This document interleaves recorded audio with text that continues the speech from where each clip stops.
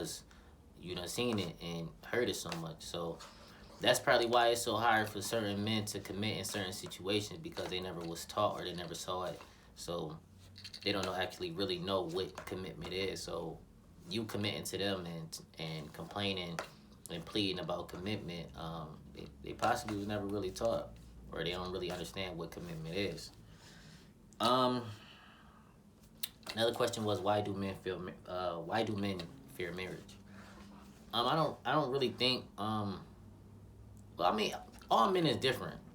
You know what I'm saying? Certain men could fear marriage for certain reasons, like um not getting a prenup, and actually fearing divorce, and actually having to give a person half of what they, you know, made during the course of their relationship. Or certain men don't want to have that type of title because, you know, when you get married, you taking an oath in front of God, and you you vowing to commit to this person for the rest of your life and be devoted to this person for the rest of your life. And a lot of people don't want to take that type of big leap of commitment into their newfound relationship, because it's like when you dealing with a female, or you know, certain people, when you dealing with a male, and it might be a situation. When you dealing with situations, it's not the same commitment as a relationship. You know what I'm saying? Like, it's certain boundaries in that situation that you in, where in a situation there might not be no sexual activity involved. It might just be casual conversations, texting here and there. It might be a couple of dates. But okay, well, you're dealing with a relationship. You might have sexual activity, and you got dates, and you do holiday celebrations, and so on and so forth. But when you're talking about a marriage, like, a marriage is much different than them two stages of certain relationships or situations that you're dealing with. Marriage is a real life, full blown commitment. We talking about last names being changed. We talking about different type of structures that they follow in the Bible, depending on your religion, background. So, you know, a lot of people don't want to take that type of commitment because they really, you know, scared that type of they scared of that type of commitment, that type of relationship, that type of bond with somebody, because they not really prepared for it, or they don't know how to prepare for it, or they don't know what can come with that, because um they don't want to not meet the standards of what a marriage is. You know what I'm saying? Like, I feel as though, me personally, I want to get married. I feel as though it's a beautiful thing. I don't look at it from a money standpoint or nothing like that, for the simple fact that if I'm choosing to marry you, I'm not looking to divorce you. I'm looking to be with you for the rest of my life. And that's how I view it. But a lot of men fear marriage based on them type of them type of values. You know, they scared of commitment because they scared of divorces, or they scared of not living up to the standard of a marriage, or not living up to the standard of how a woman want to be treated. You know, because a man will treat you how he feels as though he's supposed to treat you, but not the way a woman is supposed to be treated. You know what I mean? Like, a lot of men fall, a lot of us, me too, I fell short in that aspect until I started reading about a lot of different relationships, and learning about certain frequencies with dealing with people. And it's like, I always loved a person to the standard of what I thought love was, which was my standard. I never loved a woman to her potential and what her standard was.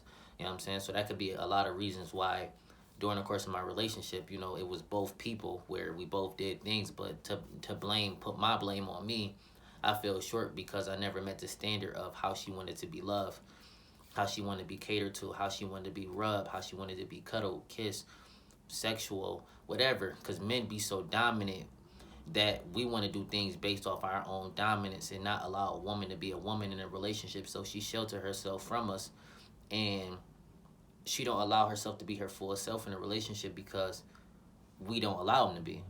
You know what I'm saying? So I would say, in a relationship, when you're dealing with whatever relationship or situation that you're in, allow a woman to be a woman. Allow her to walk her steps, you know what I'm saying, with you and not behind you. As a man, you don't always got to be as dominant in your situation. Like, we understand that you're the man. You wear the pants in a relationship. A lot of women will allow you to. Certain women won't. But if you're dealing with somebody that will allow you to be a man, allow that woman to be a woman.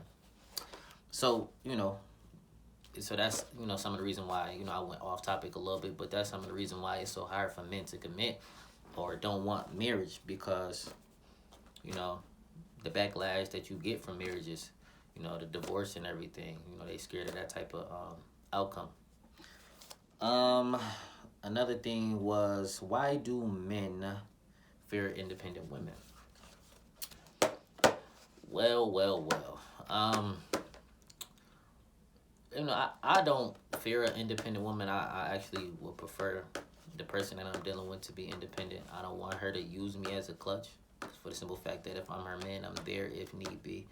But at the end of the day, I want my woman to have her own mind, her own ideas, her own goals, whatever she passionate about. I want her to be her in our relationship. For the simple fact that makes our relationship that much better.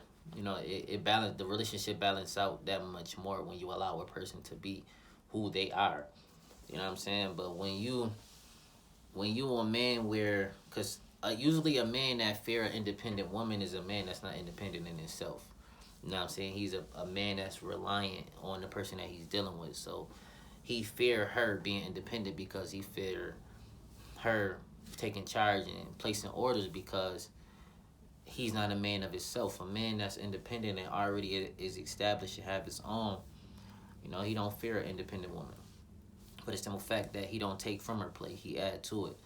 So, it could be men that fear independent women for the simple fact that they not in a place where they need to be yet. So they fear that woman having more than them. Like, sir, like for an example, like it's crazy because I had a topic at work, before I actually started this YouTube podcast, and I had an actual podcast with my best friend, and it was talking about being submissive in a relationship. Why is it so hard for men to be submissive in relationships?